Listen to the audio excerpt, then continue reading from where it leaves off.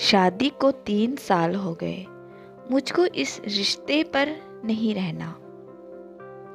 शादी के 3 साल हुए थे और एक दिन पत्नी के मन में ख्याल आया, क्या होगा अगर मैं अपने पति को छोड़कर चली जाऊं? पति का रिएक्शन क्या होगा? फिर वह क्या करेगा? इसी विचार के चलते पति की परीक्षा लेने के लिए उसने एक चिट्ठी लिखी। उसमें लिखा, आपके साथ रहकर बोर हो गई हूँ। मुझे अब इस गृहस्थी से कोई लगाव नहीं है। मैं तुम्हारे साथ एक पल भी नहीं रह सकती, इसलिए मैं तुम्हें और इस घर को छोड़ कर जा रही हूँ।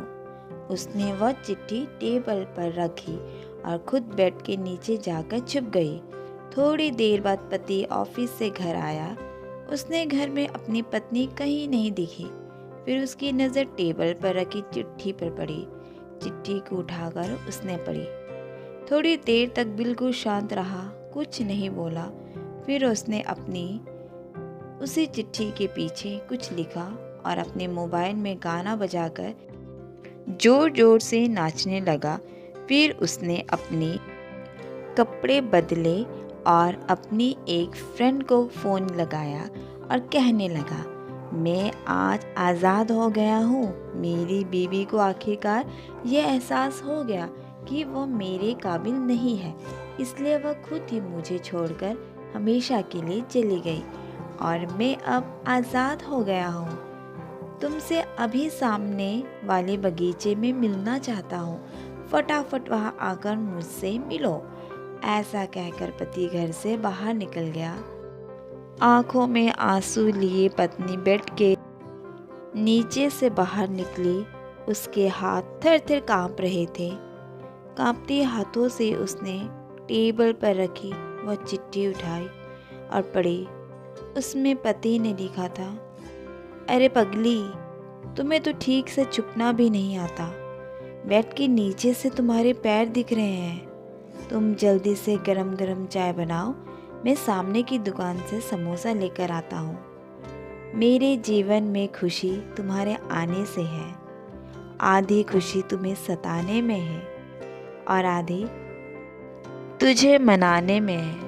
आखिर लास्ट में तो हम दोनों ही साथ रहेंगे ना। कभी हम झगड़े, एक दूसरे की टांग खींचे, एक दूसरे को बुरा भला कहे, फिर भी एक दूसरे के लिए लास्ट में तो हम दोनों ही रहेंगे ना।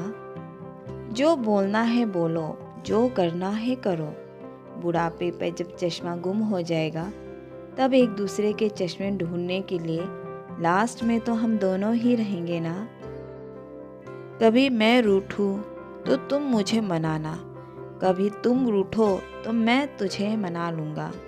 जब नज़र कम आएगा, सुनाई भी कम देगा, तब एक दूसरे में एक दूसरे को ढूंढने के लिए हम दोनों ही होंगे ना।